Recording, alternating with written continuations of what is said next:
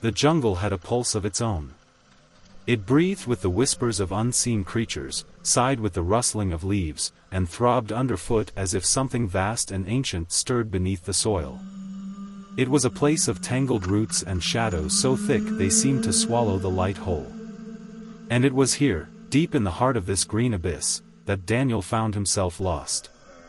He had come with a group of researchers, a small expedition meant to document a newly discovered species of orchid rumored to bloom only under the light of the blood moon.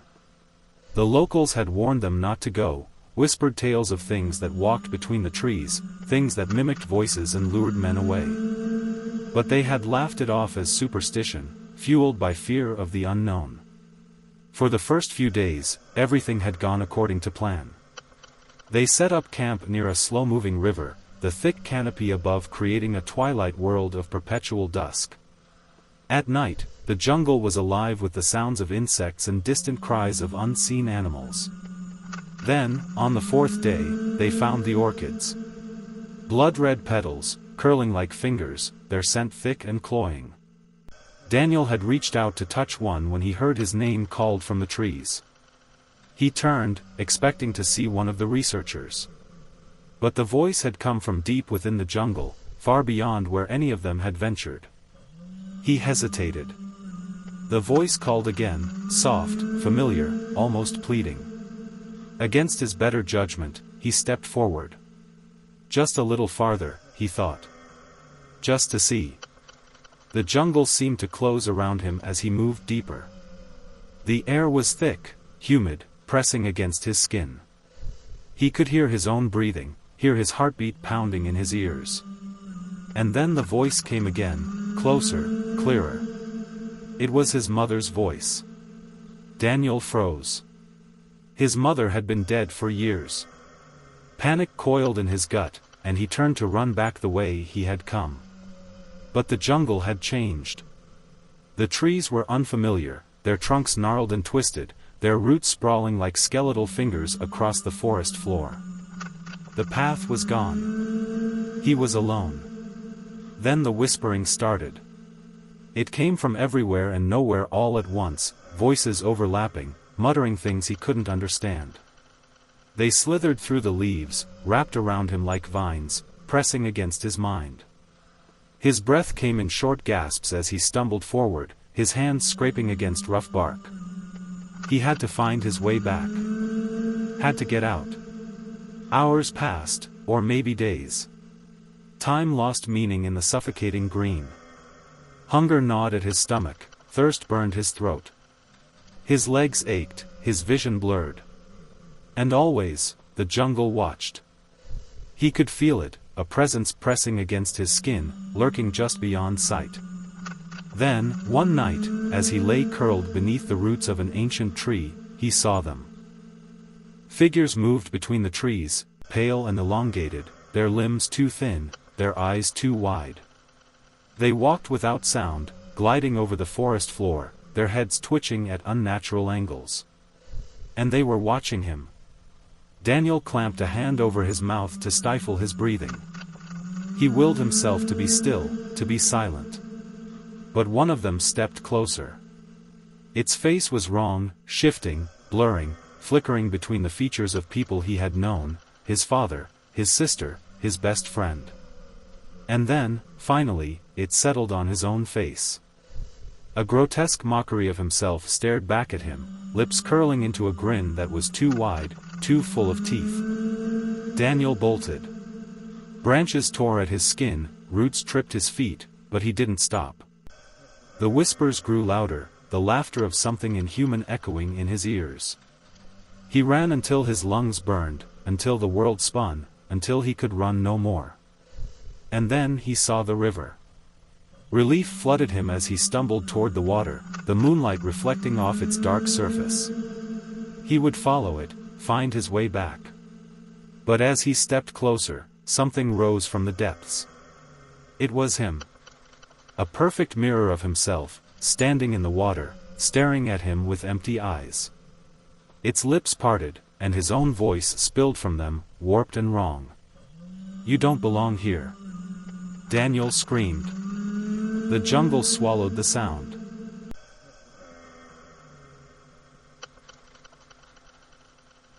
The house had been empty for decades, standing at the edge of town like a forgotten relic.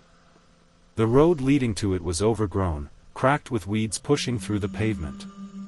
Its windows were dark, its roof sagging, and its wooden siding had been stripped of paint by the relentless march of time. No one had lived there since the Thompson family disappeared 40 years ago. No one had dared. For weeks, Alex had been drawn to the house. It started as a passing curiosity, an old rumor shared at the bar about the house that ate people. Then he found the news clippings, the black and white photographs of a smiling family on the front porch, their faces blurred by age. The last picture ever taken of them. The next day, they were gone. No signs of struggle. No bodies. The police found their dinner still sitting on the table, the radio playing static. They never solved it. The house was abandoned. And it waited. Alex didn't believe in ghosts, but he believed in mysteries, and he needed a good one. His blog had been dying, his subscribers losing interest. If he wanted to keep them, he needed something big. The Thompson house was it. He brought his camera, a flashlight, and enough battery packs to last the night. The front door was stiff but unlocked. It groaned as he pushed it open, revealing a dark hallway that smelled of mold and something else, something metallic. The air inside was stale, heavy, pressing against his skin like an unseen hand. He stepped in, letting the door shut behind him. The silence swallowed the sound. The wooden floor creaked under his weight as he moved deeper inside. His flashlight cut through the darkness, revealing furniture draped in white sheets, their shapes like shrouded figures standing in mourning. A grandfather clock in the corner was frozen at 3:12. His breath echoed in his ears. He started recording. Inside the Thompson house. 40 years abandoned. They say the family vanished overnight. No signs of struggle, no explanation. Let's see if there's anything left of them. He moved into the dining room. The table was still set, plates covered in a thick layer of dust. Silverware lay untouched. He could almost picture them sitting there, mid-bite, before they simply ceased to exist. His fingers brushed against a fork. It was ice cold. A creak sounded from upstairs. Alex froze, his flashlight flicking toward the ceiling. The sound had been soft, almost delicate, like a footstep barely pressing against the old wood. His mind raced for logical explanations. The house settling. A rat. A gust of wind through a broken window. But the air was still, and the silence too deep. He swallowed and made his way to the staircase. Each step groaned under his weight. At the top, the hallway stretched before him, doors lining each side like gaping mouths. He picked one and pushed it open. It was a child's bedroom. A twin bed sat against the wall, its blanket stiff with time. A small dresser, a bookshelf with a few forgotten toys. The wallpaper was peeling, curling in on itself like old skin. But what caught his attention was the closet door. It was open just a crack. His flashlight beam trembled slightly as he stepped closer. The air grew colder. He could see his breath now, curling in soft puffs in front of him. He reached out, heart pounding in his chest, and pulled the door open. The closet was empty. Just an old wooden space with a few wire hangers swaying slightly as if disturbed. He let out a breath, feeling foolish. He was letting the house get to him. He turned back toward the room. And the bed was wrong. The blanket was different. The dust had been disturbed. The imprint of something small lay on the mattress, as if someone had just been sitting there. His stomach twisted. A giggle echoed from the hallway. High-pitched. Childlike. He spun around, flashlight flicking toward the source. The hallway was empty. He took a step forward. Another giggle, this time behind him. He turned back. The closet door was open again. His flashlight flickered. His breath came in shallow gasps now, every instinct screaming at him to leave. He forced himself to step back, 1 foot at a time, never looking away from the closet. Then he heard the whisper. Not from the closet. Not from the hallway. From inside his own ear. "You're not supposed to be here." His vision blurred. Pain shot through his skull, deep and sharp, as if something had latched onto his mind, digging in with invisible claws. His flashlight dropped to the floor. His body seized, muscles locking. A shadow moved in the periphery of his vision, but he couldn't turn his head to see it. He could only listen. Footsteps. Slow. Measured. Coming from everywhere and nowhere. Something touched his shoulder. Cold. Wet. Fingers pressing into his skin like they didn't quite understand how to hold. His lips parted in a silent scream as his body was pulled backward, weightless, into nothingness. Darkness swallowed him. The house stood silent again, waiting.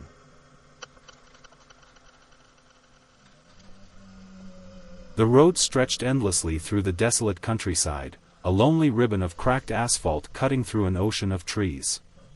David drove with both hands gripping the wheel, knuckles white. The night was thick and heavy, pressing in against the car windows like an unseen force. He had been driving for hours, and the GPS had long since lost signal. He should have reached his motel by now, but nothing looked familiar. The trees had grown taller, their branches clawing at the sky, and the road seemed narrower than before. A green sign flickered into view on the side of the road, coated in grime and rust. He squinted at the barely legible letters. Black Hollow, 3 miles. That name wasn't on his map. A sinking feeling grew in his stomach, but he had no choice but to press on. His gas tank was running dangerously low, and stopping in the middle of nowhere wasn't an option. The road twisted sharply, leading him into the heart of the forest. The trees leaned in, their silhouettes like skeletal figures frozen mid-reach. A dense fog had begun to creep in from the undergrowth, swirling like ghostly fingers around his tires. His headlights barely cut through it, the world beyond the hood of his car swallowed in darkness. Then, something darted across the road. David slammed on the brakes, heart hammering. His tires skidded, the car fishtailing before coming to a shuddering halt. His breath came in ragged gasps. He had seen it, something pale, humanoid, but impossibly thin, its limbs bending at unnatural angles. It had moved on all fours, yet its joints twisted as if it was learning how to walk. His stomach churned as he scanned the trees for any sign of movement. Nothing. He let out a shuddering breath and pressed forward. The town of Black Hollow appeared as if summoned from the mist. A handful of decaying buildings lined the street, their windows dark, their signs faded. The only light came from a single gas station at the far end of town, its flickering neon sign buzzing in the stillness. He pulled in, the tires crunching over gravel. David stepped out, the cold air biting into his skin. The silence was oppressive, thick enough that he could hear his own heartbeat. The gas station door creaked open as he stepped inside, the bell above it giving a weak chime. The place smelled of dust and something rotten, something that made the back of his throat itch. A man stood behind the counter, his skin sallow, his eyes sunken deep into his skull. His lips barely moved as he spoke. "You're lost." David swallowed. "Yeah, my GPS isn't working. I was supposed to be heading to." "There's only one road out," the man interrupted, voice like crumbling leaves. "Turn around. Keep driving. Don't stop for anything." David frowned. "I just need some gas. And maybe a place to sleep." The man's fingers twitched. His eyes flicked to the window behind David. "You shouldn't have stopped here." A chill crawled down David's spine. He turned slightly, his reflection staring back at him from the glass. But something was wrong.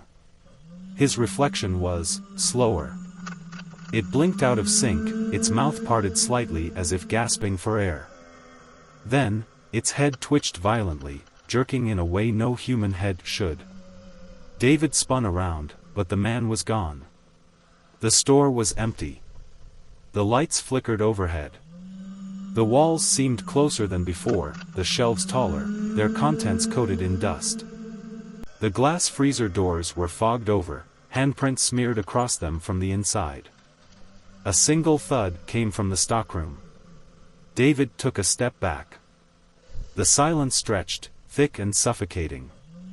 Then, the door to the stockroom creaked open an inch. A sliver of darkness yawned beyond it. Something breathed on the other side. Without thinking, David bolted. He ran to his car, fumbling with the keys. The gas station door slammed behind him with a force that shook the walls. His hands trembled as he shoved the key into the ignition. The engine roared to life, and he peeled out of the lot, tires kicking up gravel. The road was different now. Twisted, wrong. The trees were taller, their trunks unnaturally smooth, almost flesh-like. The fog was thicker, swirling with shadows that moved independently of the wind. Then, he saw it in his rearview mirror. The reflection of himself in the back seat. It grinned. David's scream echoed into the endless night as his headlights flickered. And went out.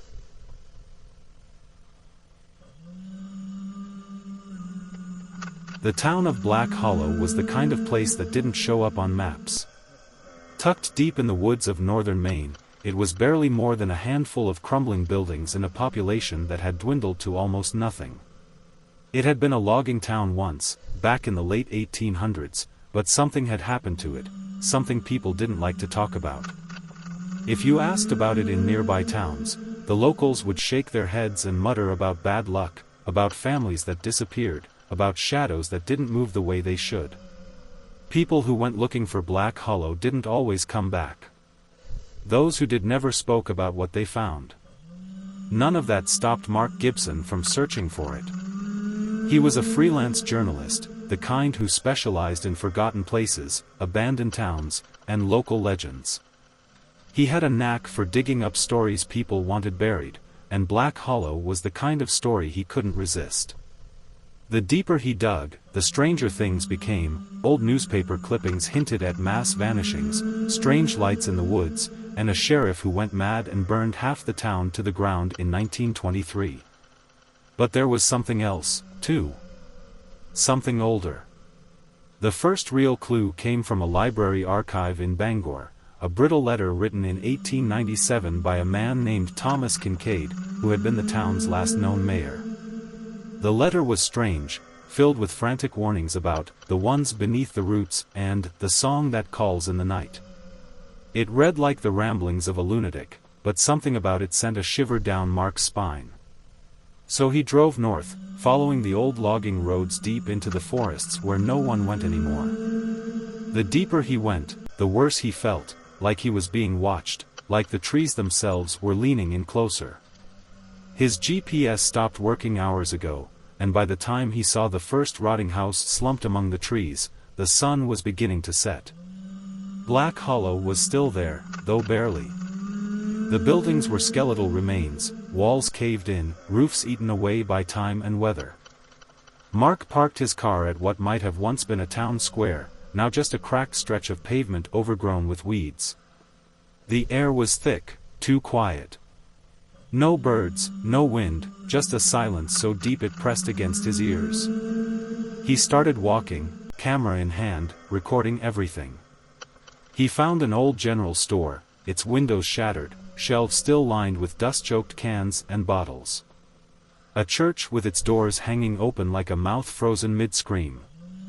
A row of houses where something had clawed deep gouges into the wooden walls, too large for any bear. Then he found the well. It sat in the center of town, bricks black with moss, the wooden frame collapsed inward. Something about it made his stomach twist. The air around it smelled different, wet, earthy, with a faint metallic tang beneath it. He stepped closer, peering down into the darkness. A sound rose from below. Not water, not wind. A whisper. Mark jerked back, breath catching in his throat. He stared down, ears straining. The whisper came again, a rustling, hissing sound, almost like words. He fumbled for his flashlight, hand unsteady as he shone it down into the black. Something moved. It wasn't an animal. It wasn't a person. It was wrong. A shifting, writhing shape that barely seemed solid. A darkness that moved on its own, stretching, reaching up toward him. Mark stumbled backward just as a wave of dizziness slammed into him. The world tilted, the trees swaying too fast, too sharp. The whisper became a song, a low, droning hum that filled his head, thick and cloying. His vision blurred, and for a moment, he wasn't standing at the well anymore. He was somewhere else, somewhere deep, somewhere cold. The walls around him pulsed like living flesh, wet and glistening. Shapes shifted in the dark, long fingers curling toward him. Then he was back. On his knees in the dirt, the well gaping open before him like a hungry mouth. His heart slammed against his ribs. He scrambled to his feet, breath ragged, stumbling back toward his car. He never heard the footsteps behind him. The blow came hard and fast. A sharp crack against his skull, the world spinning away into blackness. When he woke, he was somewhere new. A basement, maybe. The walls were rough stone, damp and cold against his back. His wrists were bound, the rope biting into his skin. A single lantern flickered nearby, casting jagged shadows. He wasn't alone. A man stood over him, old and thin, his skin stretched tight over his bones. His eyes were black, not just dark, but black, like pits carved into his skull. When he spoke, his voice was hoarse, thick with something that might have been regret. "You shouldn't have come here." Mark tried to speak, but his throat was dry, his tongue thick and useless. "They hear you now," the old man continued. "The ones beneath. They've been waiting." Mark shook his head, heart hammering.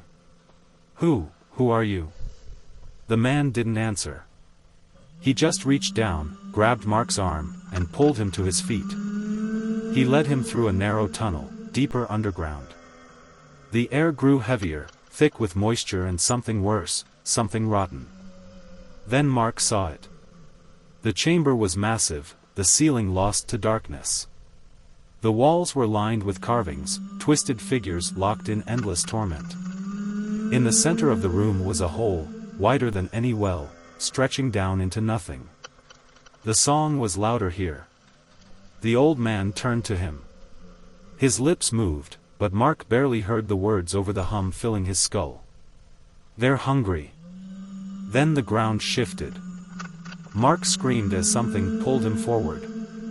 The darkness yawned wide, and hands, too many hands, reached up from below.